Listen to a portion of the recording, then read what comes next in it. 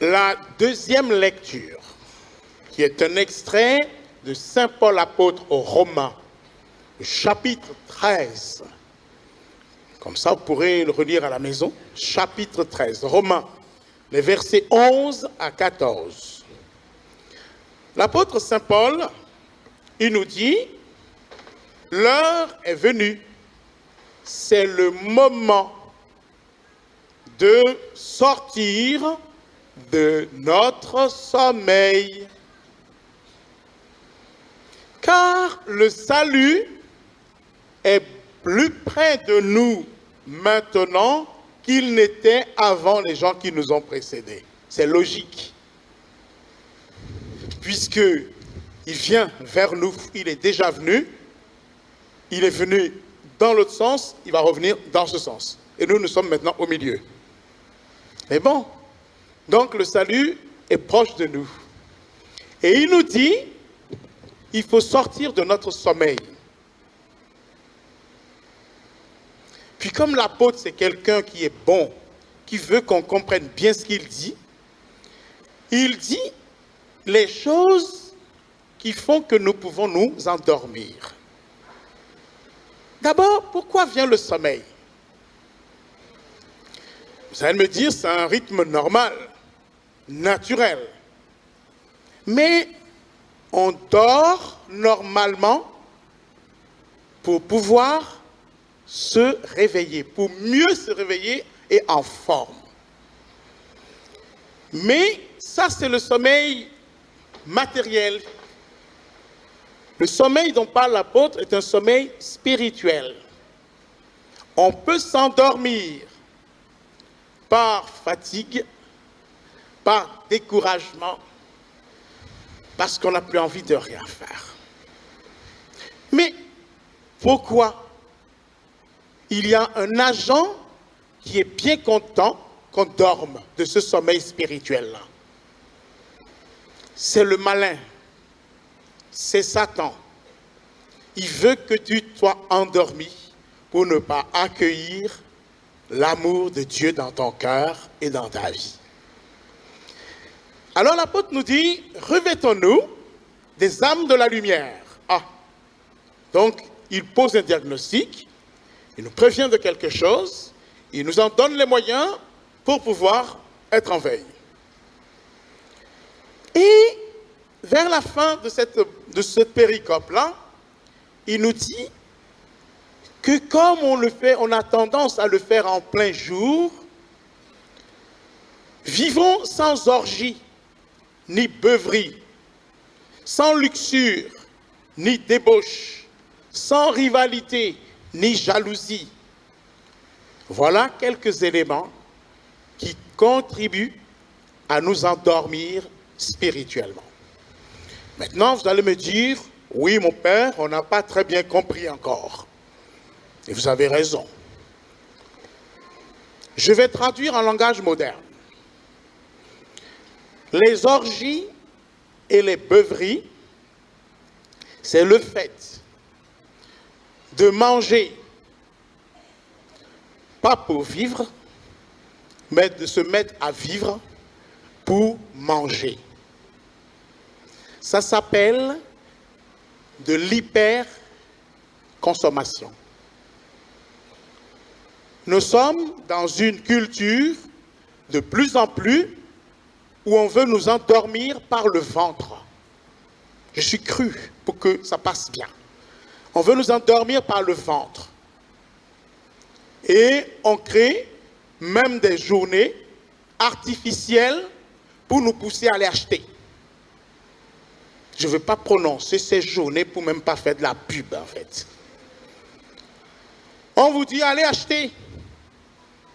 Et on vous fait de la pub à fond la caisse pour dire achète même si tu n'as pas besoin. Vous voulez que je fasse ce test? J'entrerai dans 10 familles à tout hasard, je vais ouvrir vos congélateurs. On aura honte. De la glace maillée partout. Des choses qu'on a achetées depuis je ne sais quand, qui sont au fond, qu'on n'a même pas touchées. Et on est reparti encore faire d'autres courses. de l'hyperconsommation. Et à force de consommer comme ça, on devient bête. Parce que le ventre, il exerce une attraction et une pesanteur sur le cerveau qui n'arrive pas à réfléchir. C'est très abrutissant. Donc l'hyperconsommation. Alors je parle des choses de la nourriture, dont vous faites le transfert, le lien avec les autres choses qui sont des choses que nous accumulons, qui ne servent à rien strictement dans nos maisons et dans nos chambres. Quand l'apôtre nous dit « sortons de notre sommeil », ça voudra dire qu'il faudrait demander la grâce de l'intelligence et de la lucidité pour agir sur ce paramètre-là. Le deuxième paramètre sur lequel je vais pouvoir agir pour pouvoir me réveiller, autrement je vais être endormi, c'est que nous sommes dans une société aussi, c'est l'autre excès, tandis qu'il y en a qui tournent et virent sans rien faire et qui n'attendent que la nourriture leur tombe dans le bec pour qu'ils aillent se coucher, pour se réveiller, pour manger. Ça, je ne parle pas de cela. Il y a ce qu'on appelle l'hyperactivité. Le travail, il travaille tellement que même le pot de plante qui est devant lui, il ne voit pas pousser dans sa maison. Ses enfants qui grandissent, il ne les voit pas. Son épouse qui vit à côté de lui tous les jours, il ne la voit plus. Il a une bonne raison. Je travaille pour amener de l'argent, mais quand même, il faut quand même prendre soin des enfants, oui. Et puis après, mais de bonnes raisons, suffisamment. Là, je prends le cas du monsieur, mais la madame, on pourrait tourner dans l'autre sens. Et puis après, qu'est-ce que ça a donné? C'est que les enfants sont partis loin aux études. Le téléphone sonne. Le maman, il dit, « Allô, c'est papa ?» « Oui, c'est papa. » Le papa dit, « Alors, ça va bien ?» Il dit, « Ça va, oui, ça va. Bon, passe-moi maman. » L'air de dire, « Je n'ai rien à faire avec toi. » Alors, par contre, quand maman prend le téléphone, la conversation dure 1h30. Là, le papa, il est sous le choc. Parce que pendant des années, il a travaillé pour faire rentrer de l'argent dans la famille, mais il a raté d'être présent à ses enfants et de leur apporter un minimum d'affection et de présence. Ça peut arriver à la maman aussi. L'hyperactivité. On travaille, et quand on a fini de travailler, on revient, on fait semblant de se reposer, on repart, et on détraque la machine. Hyperactivité devient nocif, devient quelque chose de terrible, où on ne vit plus, on vit à 100 à l'heure, puis un jour, on dit, monsieur, attention, votre cœur, il donne des signes d'alarme. Et quand le cœur prévient, parce que des fois, il ne prévient même pas. Donc, l'hyperactivité, comment je vais la guérir? Et l'hyperconsommation, comment je vais guérir? Qu'est-ce que Jésus me propose? Il me dit, quand tu as faim, tu manges sans raison là. Ou quand tu n'as même pas faim, tu manges là. Cette fausse faim là, elle cache une autre faim. C'est qu'en fait, tu as faim de Dieu. Il faut que tu repères où est la nourriture de Dieu. Elle est dans sa parole, quand on la laisse résonner. Elle est dans sa parole, quand tu l'ouvres toi-même et tu l'as pris. Surtout maintenant, personne ne peut plus dire une excuse, me dire, ben, la Bible est trop loin de moi, je n'ai pas une Bible.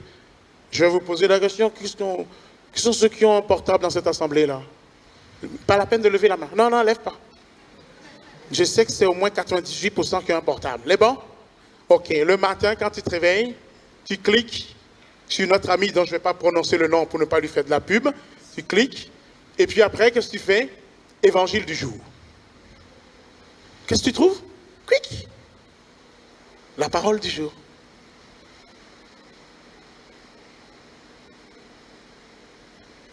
Ok. Et pour l'hyperactivité, pendant ce temps de l'Avent, qu'est-ce que tu pourrais faire? Puisque la première parole, c'est veiller et prier. Tu pourrais demander la grâce de freiner un peu. Lève le pied un peu. Arrête-toi un peu. Apprends à regarder autour de toi. Surtout tu es à la Réunion. La nature est belle. Ouvre tes yeux. arrête-toi un peu, réfléchis un tout petit peu. Fais un peu silence. Le bruit, tout de bruit, des fonds de télé qui tournent sans qu'il y ait personne devant. Des images sans cesse qui nous tournent, font tourner et virer. Fais un petit jeûne de ces images-là. Et puis arrête-toi un peu. Tu vas découvrir qu'il y a une autre partie de toi-même qui n'est pas ton corps. Et cette partie, c'est elle seule qui est spécialisée à te connecter à celui qui est la source de tout amour. Combien vivons-nous sans soupçonner que nous avons une âme? Et ne découvrir que nous avons une âme que sur notre lit de mort, quelle catastrophe. Enfin, hyperactivité, hyperconsommation. L'apôtre aborde la troisième partie, rivalité et jalousie. Là, on peut démultiplier les sentiments après. Là, ça touche au flux de pensées qui te traversent. Là aussi, il va falloir mettre un peu de maîtrise. Et quand tu fais un peu silence là, tu vas te poser la question. Quels sont les sentiments qui me traversent et me retraversent le long des jours? Tu vas voir, ça va tourner en toi comme en plus et en moins. Tu vas voir des sentiments qui sont bizarroïdes, qui sont comme des bestioles qui te dévorent, qui te fatiguent. Et l'un de ces sentiments, c'est la jalousie qui ronge. Cette jalousie, si tu regardes de près, elle peut être entre toi et un collègue de service. Il t'énerve. Il ne t'a rien fait pourtant. Il t'énerve parce qu'il est juste ton responsable de service. Il t'énerve juste parce que c'est ton frère et tu as développé depuis tout petit le sentiment que papa et maman l'aiment plus que toi. C'est une jalousie maladive qui est en train de pousser dans le champ de ton cœur. Tu es jaloux, que sais-je encore? Et que de sentiments qui nous rongent, qui nous détruisent. Et le pire, quand tu es dans ce sentiment de haine avec quelqu'un, il n'est même pas là avec toi. Et tu le portes partout où tu vas avec toi. Pourtant, tu le détestes. C'est le paradoxe. Eh bien, voilà comment on s'empoisonne. Et comment je vais guérir de cette jalousie. C'est en me disant un instant, celui qui m'a créé, il m'aime. J'ai de la valeur, j'ai du prix à ses yeux. Ce n'est pas l'autre qui me donne ma valeur. Voilà. À ce moment, je vais apprendre à me réjouir de ce que je suis. Et je vais tout d'un coup commencer à voir que le Seigneur a déposé en moi des grâces et des qualités extraordinaires que je ne voyais pas auparavant. Chers frères et sœurs, je viens de vous indiquer ainsi 3 pistes pour sortir de notre sommeil spirituel pendant ce temps de l'Avent. À nous de choisir celle où nous sommes interpellés pour pouvoir entrer dans cette première semaine où le Seigneur m'invite, à la lumière de cet évangile, à veiller et à prier. Jusque-là, j'ai consommé pour mon corps. Jusque-là, j'ai moins consommé pour mon âme.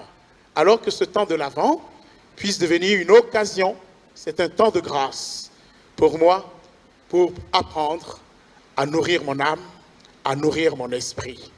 La parole est tout près de toi, elle est dans ton portable, elle est dans ton cœur.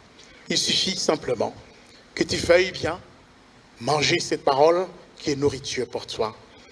Et le Seigneur t'invite de dimanche en dimanche, au contact de l'Eucharistie, à découvrir que l'homme ne vit pas seulement de pain, mais qu'il vit de la parole de Dieu et de la présence vivifiante du Seigneur à travers l'Eucharistie.